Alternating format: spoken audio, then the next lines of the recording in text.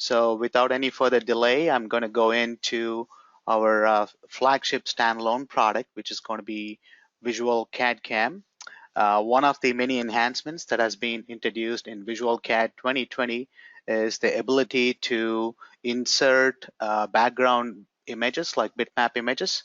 And you could do this by going over to the modeling aids tab in VisualCAD, and you'll see there's a new group over here which is called background image, and you could click on place to insert an image, and you could go ahead and locate an image file. So it could be JPEG, it could be GIF, PNG, bitmap file. So you can select an image, and this will allow you to basically pick two corners, and the aspect ratio is automatically determined as you pick the two corners. So once you insert the background image, you have options to move them around. You can scale it, you can hide or show the image, you can convert it to a grayscale, you can change the transparencies on it, and also you can remove the image.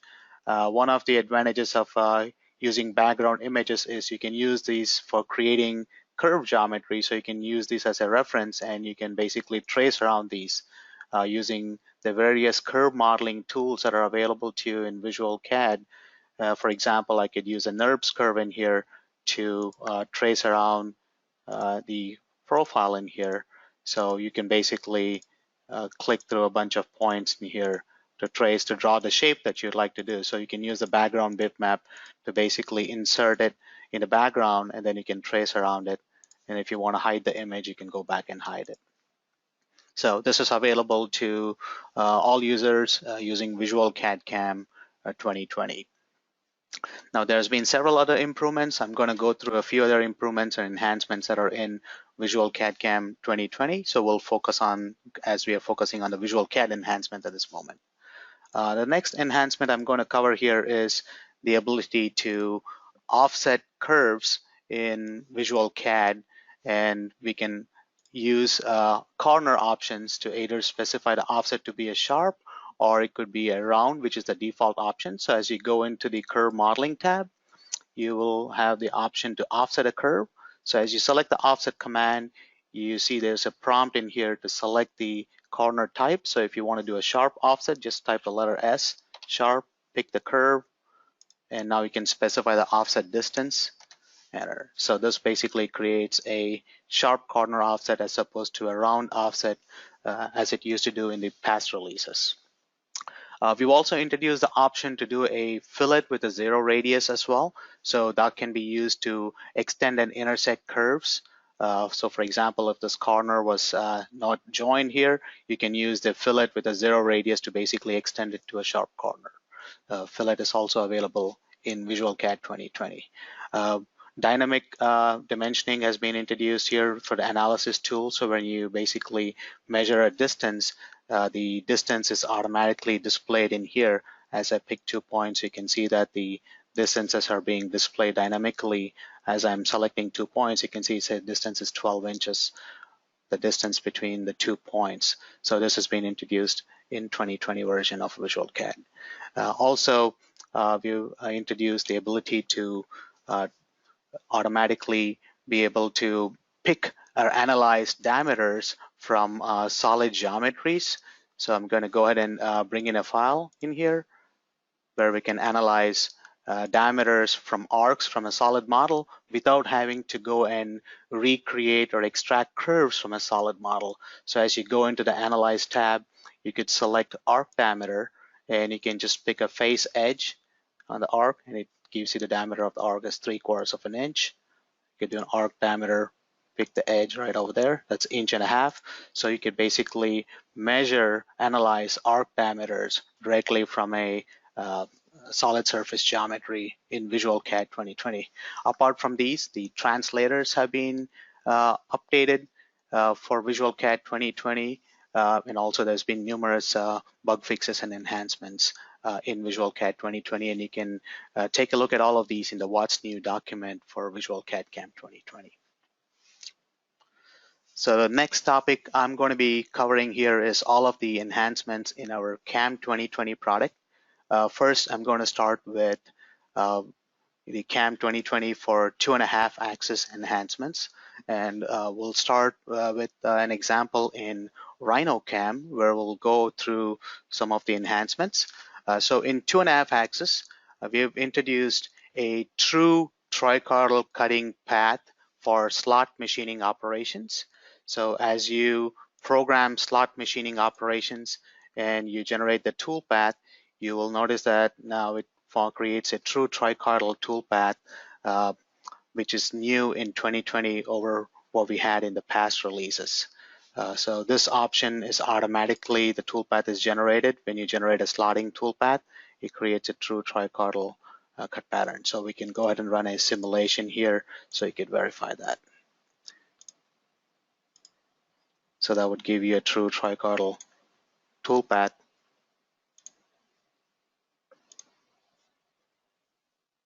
With slotting operations.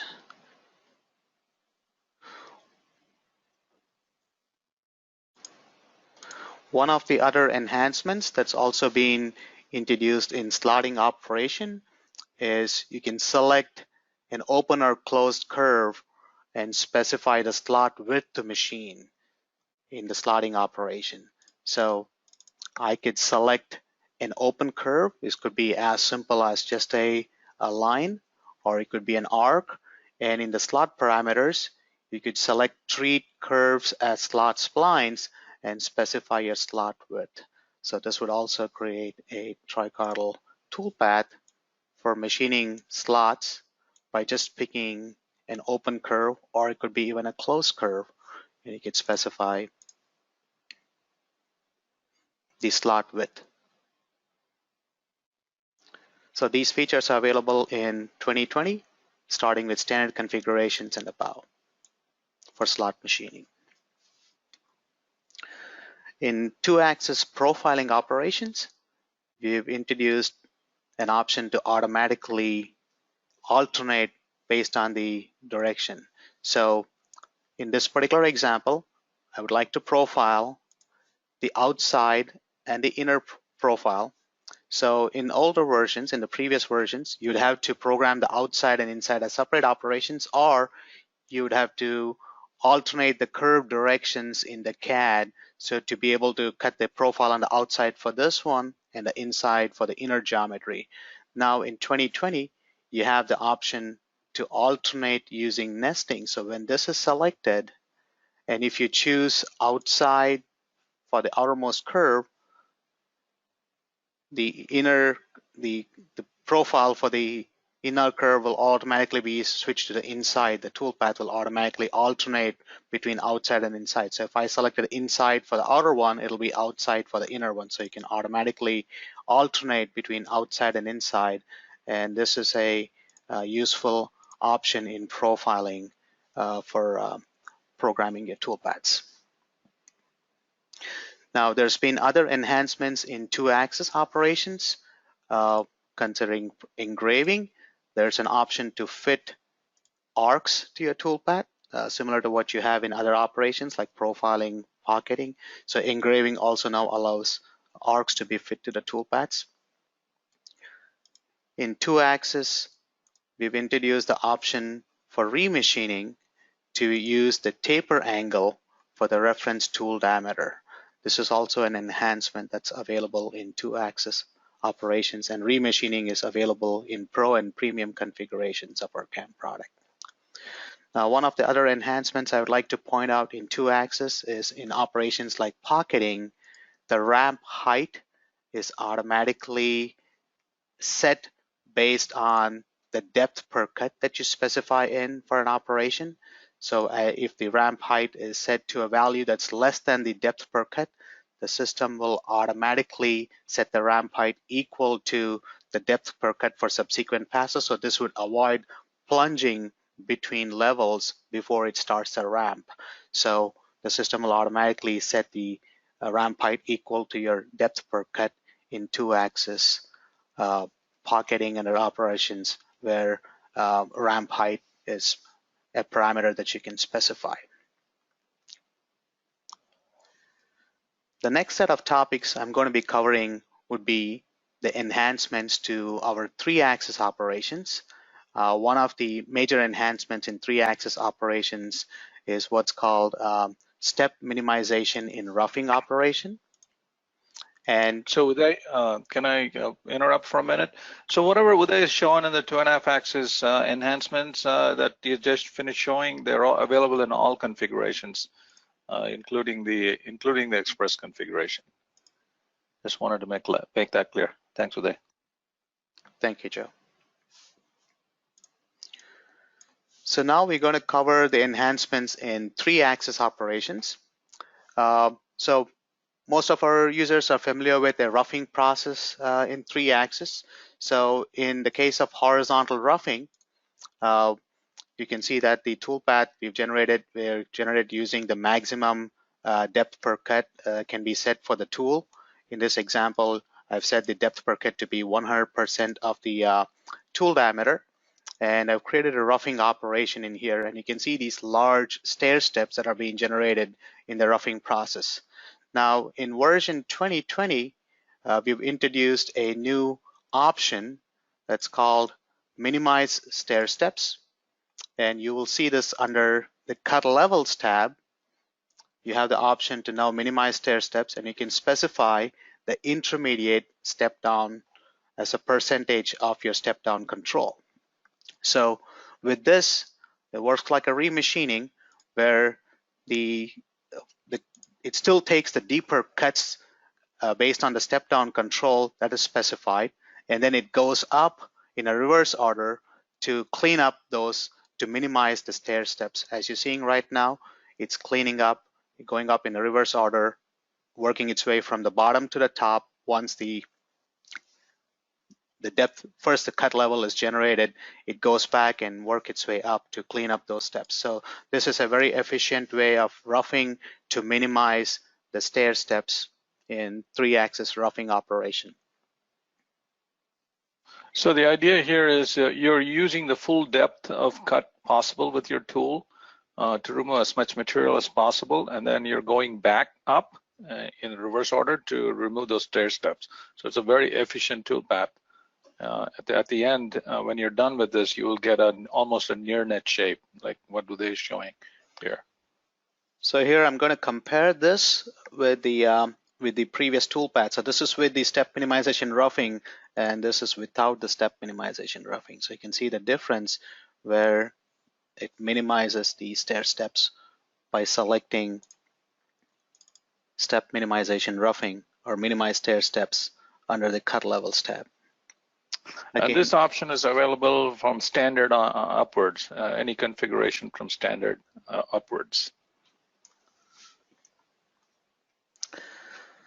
And in 3-axis as well, in roughing operations, we've introduced the ramp height to be automatically to be equal to your depth per cut. So when the ramp height, if the ramp height is set less than your depth per cut, the system will automatically adjust it to make sure that the ramp height will be equal to your depth per cut in 3-axis roughing operation as well, similar to what we talked about in 2-axis operations like pocketing or V-carve roughing operations.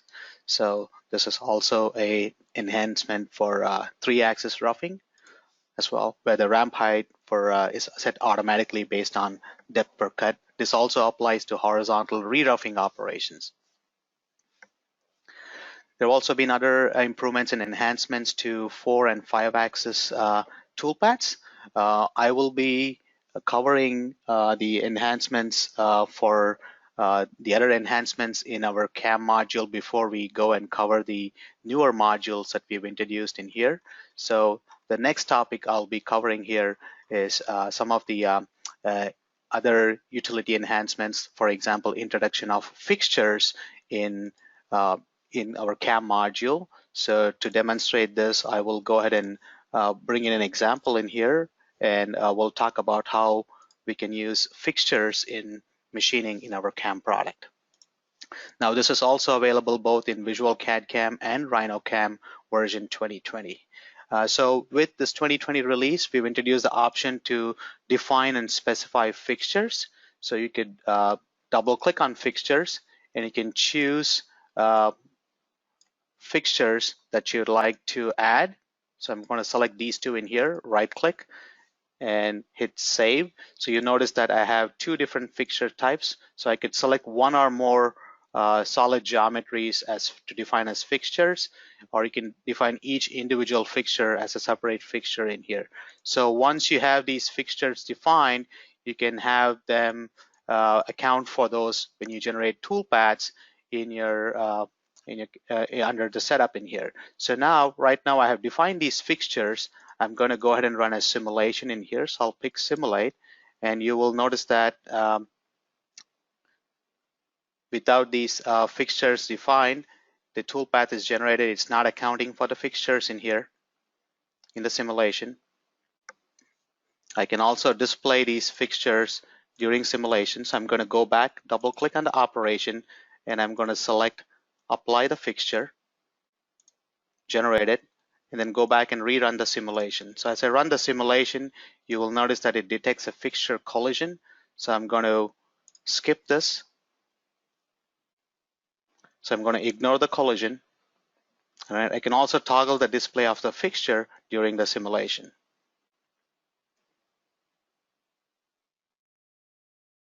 So again, when I run a simulation, you'll notice that it'll detect the collision with the fixture. As you can see, the toolpath is running through the fixtures. Now, once I have defined the fixture, And you can also notice that the operation itself is flagged with a star. That tells you that the fixtures have been collided. The toolpath, I mean, the tool actually collides with the fixtures as it's running through the toolpath. So to account for the fixtures, once you've added the fixture to the setup, so you can double click on the setup and you can choose under select fixtures tab to add the fixture. And then the next step is to go back and regenerate these operations. So I'm going to right click, regenerate, and you'll notice that now the toolpath automatically accounts for the fixture, so it's not colliding with the fixture anymore.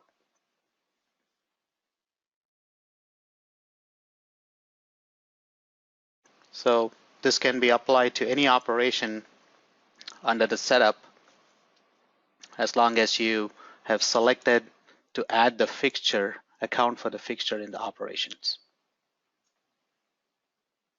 So this is one of the many enhancements that's available in CAM 2020. And this enhancement is available from standard configuration onwards. It's not available in the express configuration.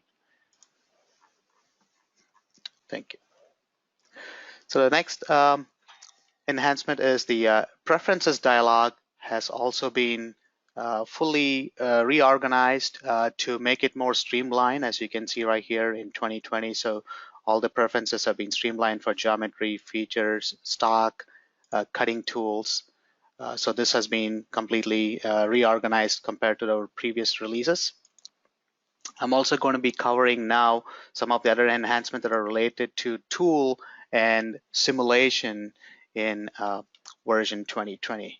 Now, for this, I'll go ahead and switch into our RhinoCAM product, and I'm going to pull in an example in here.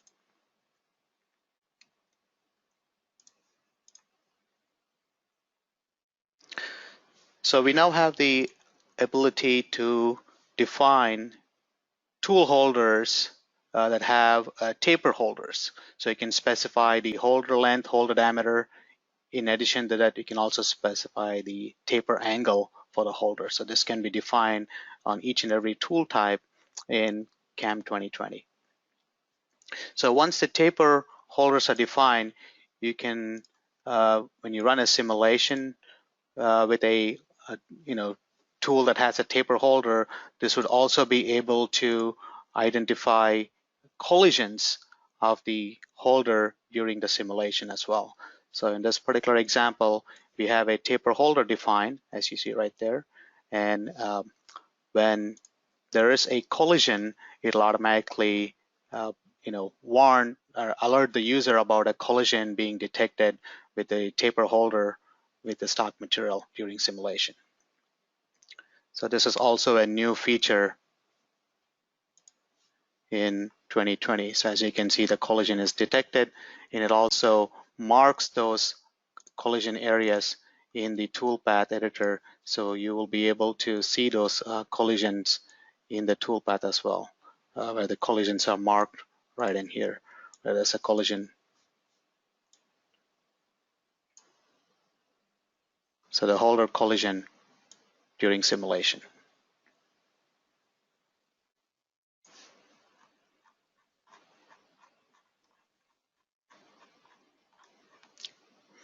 And last but not the least enhancement that we have in usability enhancements is the enhancements to our knowledge bases in version 2020, and I will cover that as well. So now with knowledge bases, the work zero information is also saved. So which means that when you define a work zero and you set it to, let's say, for example, top and the northwest corner, when you save this to a knowledge base, and as you load the knowledge base on another part geometry, you define your stock,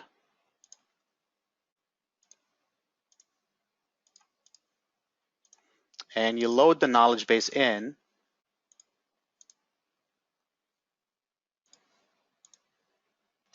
the work zero is automatically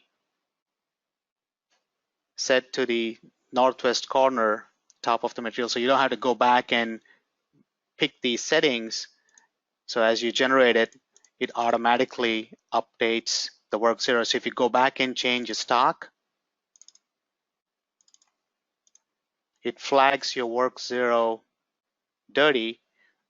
And as you regenerate it, the work zero is automatically being updated to the location that you had specified. In this case, this happens to be the northwest corner and top of the stock. So this is one of the enhancements to knowledge base. Now, I would like to talk about the enhancement that we had for our drilling operation in CAM 2020. So in previous releases, when skim clearances were being set in drilling operations, the entire part geometry was not being accounted for. And with 2020, on all hole machining operations, when the clearance is set to skim, it will account for the entire part geometry. So as you can see with the skim clearance, it clears the entire part geometry as it transitions from one hole to the other hole. Now this used to be, this was implemented for all other types of operations like facing, pocketing, profiling in the previous versions. Now with hole machining, this is also available in version 2020. The skim clearance automatically honors the height of the part geometry as it transfers from one hole location to the other.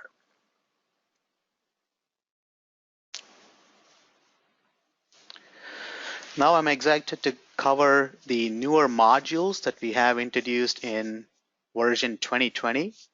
And I'm going to be starting out with our first module, which is going to be our G-code editor module. And the G-code editor module is available in version 2020. It's available to customers who are active on maintenance and have standard configurations and above. And I will be covering this first in our standalone product, which is going to be VisualCAD CAM. And I'll also show the same thing in our plugin for Rhino as well, which is going to be RhinoCAM. So to load the G-code module, you would click on the CAM menu right across the top of your screen, and then select G-code editor. Now the purpose and the intent of this module is to be able to take your G-code file or your ISO G-code file and be able to view the backplot the G-code and also make any edits, make any changes, and then repost it. So you can basically use this as your verification tool to be able to view what your G-code or preview it, backplot it, and then you can also simulate it and output it to your machine controller.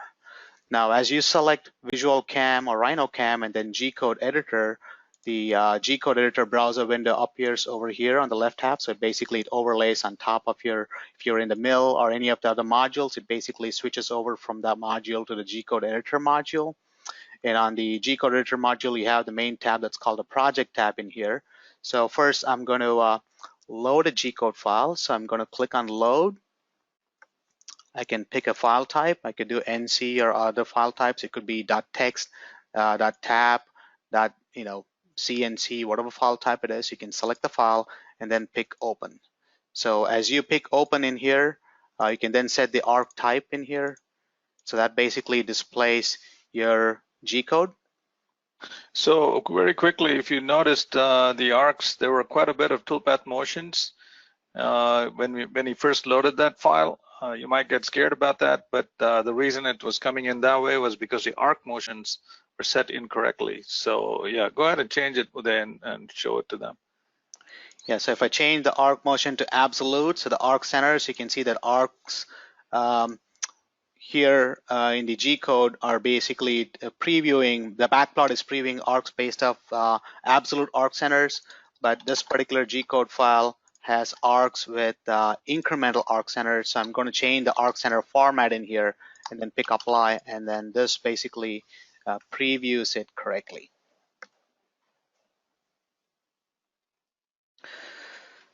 So once I have the G code file loaded, it appears in the tree in the browser window. And you can see it also lists all the tools that were used. Now I can right click and simulate it. Now before I do that, I'm going to go ahead and load the library, tool library in here. So that was used for this particular G code. So I'm going to click load. I'll pick the library I would like to load, so we can load a CSV file. And this automatically lists the tools that are in the library. So we have a flat mill, an engraving tool, a face mill, and a drilling tool. And then I'm going to go ahead and add each of those tools into my tool crib. So by selecting add station, we'll select the tools, add them to the crib. And as I add them to the crib, you'll notice that it automatically mapped the tools that you added to the tool crib to the tools that are in your NC file based on it's matching the tools. So it's not flagging these dirty. So now when I go ahead and right click on it, I could do simulate, and this basically simulates the backplot of your G code. Now I could define a stock and also run a verification. So here I'm just doing like a toolpath animation in here of the G code backplot. Yeah, so this is G-code simulation, completely different from our internal toolpath simulation. That's part of our CAM product. And you have controls very similar to what we have in our simulation, where you can speed up the simulation, you can pause, go to end as well. So there's a tab for edit in here, where you can make edits to the G code itself. So for example, I can right click on this and say go to the bottom of the program, switch back to the top. You can remove these line numbers. So you can click on delete line numbers.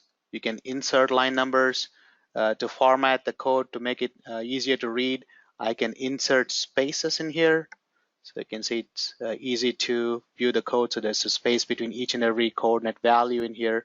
So you could convert them from lowercase to uppercase. So you have the standard editing tools. You could do cut, copy, and paste, rename or make changes to the program if you want to insert a few lines. And then selecting save will automatically save this output in here. It'll ask you, would you like to replace it? I could say yes to replace it. And then finally, once you have these created, you could select output, and this will output the file with the changes.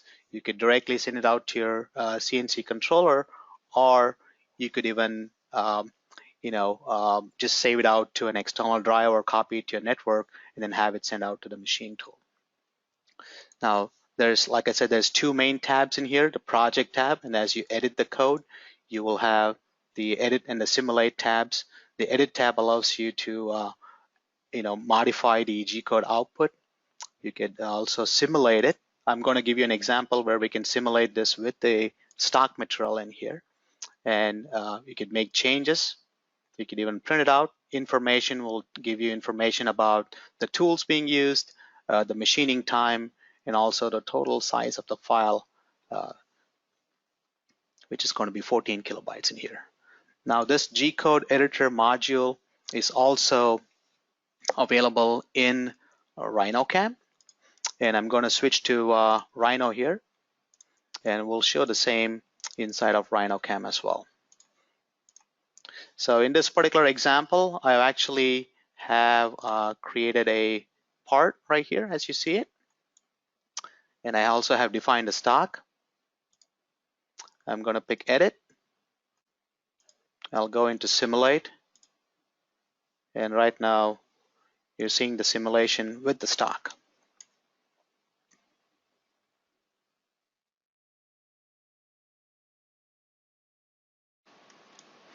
Again, this module is available for customers who are active on maintenance and have standard and higher configurations of our product.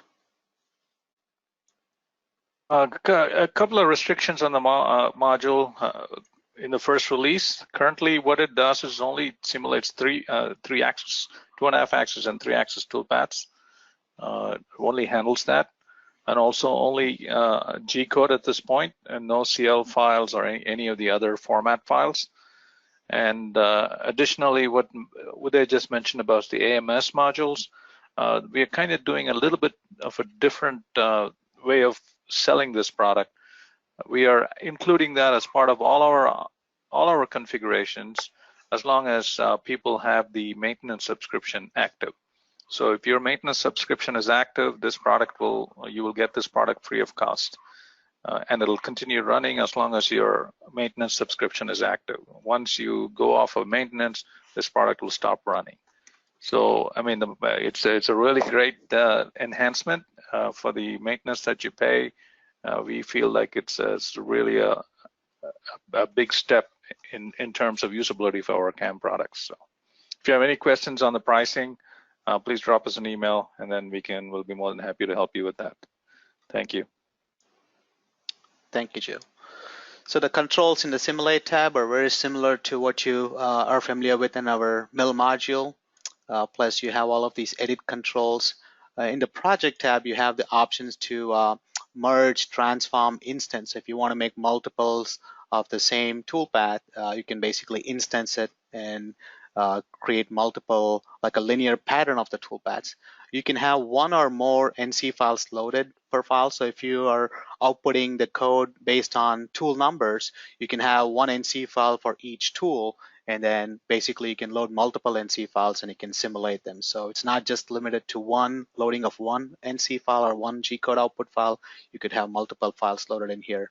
And saving your file in Rhino or VisualCAD CAM will save all of the information that you programmed in the G-code editor module to your 3DM or VCP file format.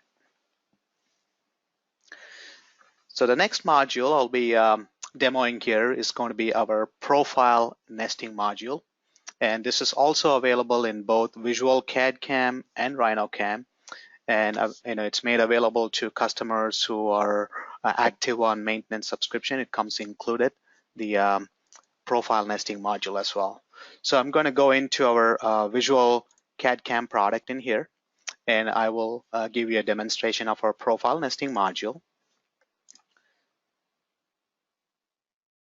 So I'll bring in an example. So I have a bunch of 2D drawings in here, geometries, and profile nesting. The goal for this module here is to be able to nest the toolpaths without having to nest the individual geometries as we did in the nesting module that we already have. So you can basically program your toolpaths and nest those machining operations into a sheet, into one or more sheets. So profile nesting, so you can program profiling toolpaths and nest those profiling operations. Now to go from any of your other modules to the profile nesting, so you can just click on VisualCAM and select profile nest over here. Or you could just click on the tab to the on the left of your machining browser to go from your mill to the profile nesting module as well. So there's multiple ways how you can toggle between the different modules. So the profile nesting module has two main tabs. We have the Nest tab and the Simulate tab. The workflow is very similar. We work our way from left to right as we work through these groups. So we defined a machine tool. So this is limited to 2 and 3 axes. So it's basically the number of axes would be 3. The next step is to pick your post processor from the list. So you could use the same post processor that you've been using in the mill module. The same post can also be used with the profile nesting module in here. And you can specify the output file extension. The next step is to define the sheet that we would like to nest all the toolpaths to. You could either define the sheet by specifying the length, height, and the thickness of the sheet, or if you already have a sheet that's drawn in the CAD, you can use select curves and select or highlight the curve, and then the sheet is automatically entered in, and you can specify a thickness for it. So I'm going to specify my sheet thickness to be 1/4 of an inch. I can specify the for the nesting process I can specify the starting corner, nesting direction, and also the grain direction. As you click through this, you have the choices to pick for the starting corner, for the nesting direction, and also for the grain direction in here as well. So once you're done defining the sheets, you can select OK, and the sheets are defined. The next step, we would like to define our stock. So I'm going to select stock and box stock. Now, as we define the stock dimensions are automatically defined based on the sheet that we specified, including the thickness. As you can see, the height is set to 1/4 of an inch since we put in the sheet thickness to be 1/4 of an inch. So we have 36 by 24 for the dimensions of the stock and the height. And I'm going to set the 0 basically to the top of the sheet. So the stock has been defined. In the next step, I'm going to go ahead and define the origins. I'll use work 0. We'll pick set to stock, ISZ, southwest, or you could pick any corner of your choice. And then we are now ready to program our machining operation. So in this case, this would be a profiling operation. The operation dialog looks exactly the same as what you noticed in the mill module for profiling, except there's an additional tab, which we'll talk about in just a moment. So I have 4 different parts that needs to be profiled and nested into a sheet. So I'm going to be programming each part as a separate profiling operation to be able to nest those profiling operations into the sheet. So I'm going to use select curve edge regions. I can drag a window to select these parts, select the tool, specify feeds and speeds, set the clearance. In the cutting parameters, set the cut direction. Now in the profile nesting, this is also a useful option where I can choose to automatically alternate using nesting. So to basically profile the outside of the outer shape and then do the inside for these holes by using alternate using nesting. In the cut levels, I'm going to set the total depth equal to the thickness of the sheet, which is going to be 1/4 of an inch. Specify entry and exit parameters as needed. So I'll just pick none in this particular example. And then I can go ahead and choose the additional parameters like advanced cut parameters, cornering options, very similar to what we have in our profiling operation. Now the additional tab that you see here is the nesting parameters, where you can specify the count or the quantity. So how many of these profiles would you like to nest into the sheet? So I'm going to put in a number, I'll say 20 of this particular part I would like to create. And then I pick generate. And this creates a profiling operation. We still have not nested this into the sheet yet. So I'm going to go ahead and the next step is to define the nesting parameters. When I click nesting parameters, this allows me to specify the orientation step angle for the nesting. And if you have parts that can be nested inside of parts, you can select allow parts inside of parts. And you can specify the distance between part to part. Since I'm using a 1/4 inch tool, I'm going to be setting the distance part to part as 0.3, distance from the part to sheet. And you can specify estimate number of sheets. This will tell us how many sheets would be required to nest 20 of those profiles. So it requires 2 sheets, and I'm going to select update the sheet count. So the sheet count is automatically updated, and then execute the nest. So when we execute the nest, you'll see there's a new setup created in here, and it displays sheet 1 and sheet 2. Now, if you expand the sheet 1 folder, you'll see that it lists each and every profile operation. So there's a total of 15 operations, and the user has the control to go back and make edits to each of the individual operations. So if you want to change any of the parameters for each of these, you can just double click, make the edits, and generate it for the operation. So for both sheet 1 and sheet 2, as you expand it, you'll see the operations that are nested into the sheet. Now, to go back and add the other profiles. Uday, just to interrupt you. The reason we have these listed, individual profiling operations listed under each of those sheets, is you can actually go ahead and edit an individual operation if needed. I mean, we're assuming that you don't typically want to go in and manually change these after they're nested, but in some specific cases, you might have to change, for instance, in the entry point maybe, because you don't like the way the cutter is engaging or entering the material. So this gives you the ability to actually go and edit individual operations after the nesting has taken place. Thank you, Uday. Thank you, Joe. So once these operations are created, you could even go ahead and run a simulation. So I could just select the nested sheet, right click, and then pick simulate to simulate through each and every operation. So it'll simulate both the sheets,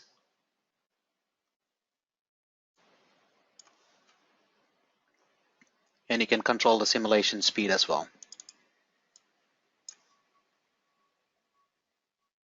So once the sheet 1 is completed, it'll start the simulation of sheet number 2. And as far as post-processing goes, you can post both the sheets, or you can post each sheet individually to separate NC files. So I'll just pause the simulation in here. We'll switch back to the Nest tab. And now I'm going to go back and add a few additional profiles to an operation. So I'm going to make a copy of this. So you can right click, do a copy paste, or just use Control-C, Control-V to copy paste.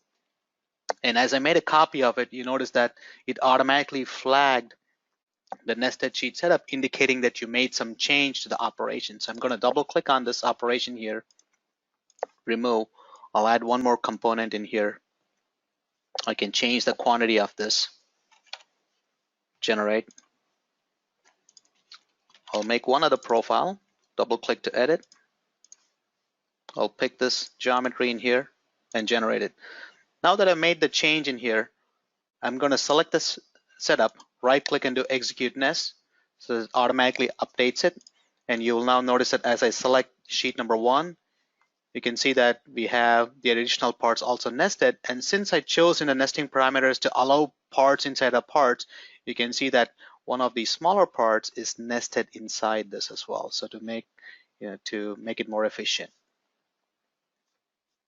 So if you want to go back and make changes to the nesting parameters, you can just click on the nesting parameters in here, and then you can say estimate number of sheets. You still need 2 sheets right there, and then execute the nest. Executes the nest right there. So once we have the toolpaths generated, I can do a post. Then post-processing it will output sheet 1 to one NC file, and we can have the sheet 2 output to a separate NC file. Or you can post both operations to one NC file by just right-clicking and post. Again, this module comes included with maintenance to all our customers who have standard and higher configurations of our CAM 2020 product.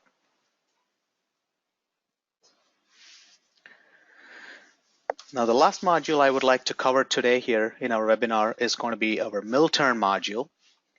And this module comes included with maintenance for customers who have professional and premium configurations of our product. Now to switch to the mill turn module, so you just go up to the menu.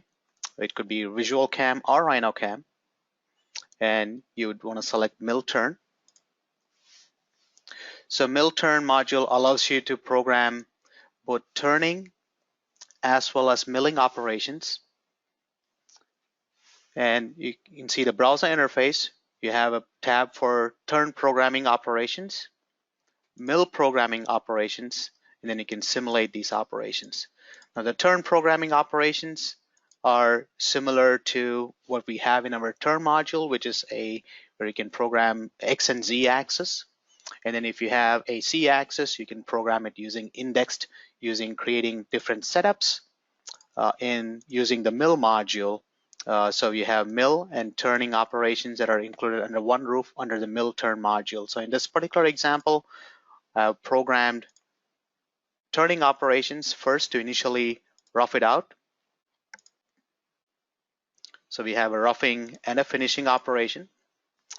And then with the help of setups and using the mill module, we've added a new setup to orient the coordinate system to program additional operations from the mill module, which would be facing, profiling, and the drilling operations. So with the C axis being indexed, you can create additional setups in here to orient it to desired orientation, position, and program toolpaths using the mill module. So this mill turn module is available to our customers with maintenance and using pro and premium configurations of our CAM 2020 product.